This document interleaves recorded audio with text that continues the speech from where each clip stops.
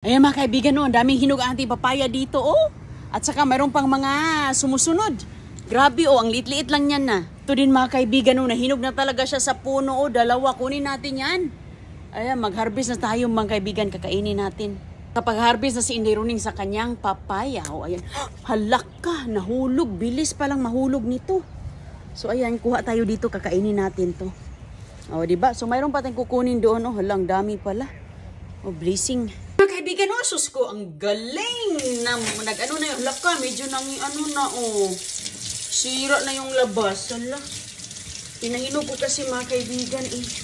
Oh, sige lang, labas lang naman yan. So, anuin natin, buksan natin. Naghanda na talaga tayo ng plato, kay lagay na natin dito. Ito, oh, natusok sa kamay ko. Pagkuha ko, malapit na siyang mahulog. Ang lambot pala. So, ayan, mayroon siya ditong na ano na siya, parang na oh. Uy, hala. Uy, wow, ang galing. Walang seeds. Ano ba ito mga papaya ko? Bakit? Ayan o, nakapasok yung tubig sa manugasan ko. Bakit itong papaya na Inday Runing walang mga buto mga kaibigan, oh? Tingnan mo, wala talaga siyang mga seeds ay, oh. Grabe kaganda, oh. Di ba? Oh. Oh, ang ganda ng papaya natin. Oh, walang ka-seeds, oh. Ayan, tikman natin. Kuha muna tayo ng kutsara. Bakit kaya siya ganito mga kaibigan na ano, walang mga buto? Ang yung sira niya is nasa balat lang pala. Hindi man pumasok, oh. Oo, ayos man dito. Pero dyan banda, bantayan lang natin. So ngayon, tikman natin, tatanggalin natin dito. Grabe talaga yung papaya. Ba't ganito? Yung ibang papayas Pilipinas, di ba? Punong-puno ng mga seeds. Ito na tuloy walang seeds na kailangan natin na magtanim. Ganda pa naman siya na klase. At least nakatikim na tayo, no? Tikman muna natin. Matamis ba kaya ito? Matamis ang tanong. Yan ang tanong mga kaibigan.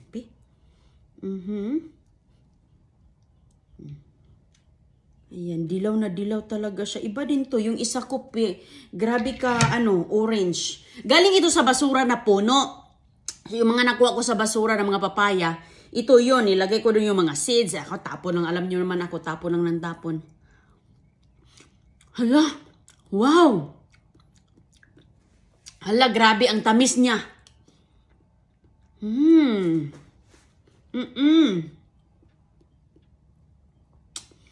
Hala, ang tamis pala.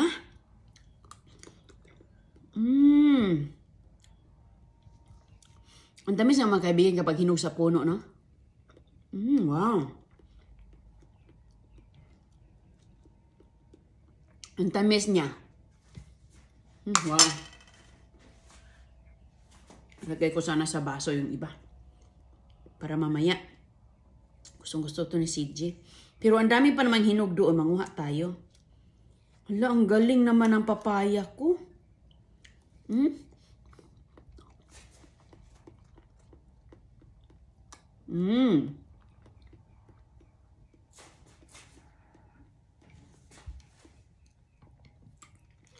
Hala, napaka-nutritious, oh. Sus, mga kaibigan, alam mo, masura pa tayo, magtanim pa tayo, mga gulay. Nako, ang dami kong gulay doon, nagwawala ng aking. May tanim akong sigarilyas, opo, patula ngayon. So, yun yung very challenging kasi alam nyo naman, kahit saan nyo magpunta.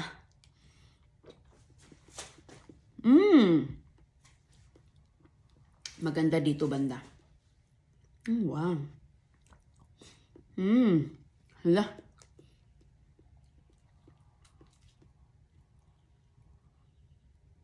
Ano po talaga siya? Grabe. Nakakatuwa.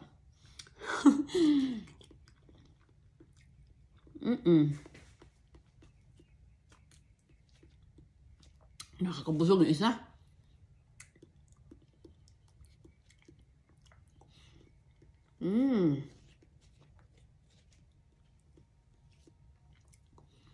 Grabe, bahog na ako.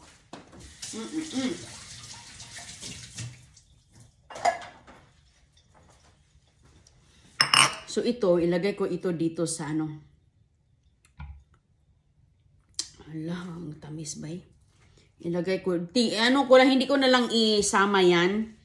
Kasi ibigay ko na lang sa manok yung dito. Hindi ko yan ibigay ko yan sa manok kay baka may something na. So, dito na lang na area. Dito na area. Kasi ang dami naman natin papaya doon mga kaibigan kung gusto pa natin. Dilaw na dilaw siya. Tapos yung isa kong papaya, ibang klase din yun. Orange na orange ang kulay pero sobrang tamis. Ganun din. Basta talaga, hindi ka naman talaga magkamali sa hinog sa puno. Kami ng lula ko noon, ay naku, hinog sa puno talaga yung aming mga prutas. Marang, mga santol, malangka. Pagka umaga niyan mga kaibigan, pupunta na kami doon sa aming mga tanim. Lalo na ako, mahilig akong magtanim.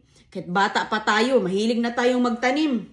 Kasi nga, inutusan tayo ng, di ba, pag bata, gusto lang natin laro-laro. Pero ako talaga, grabe yung lula ko makadisiplina.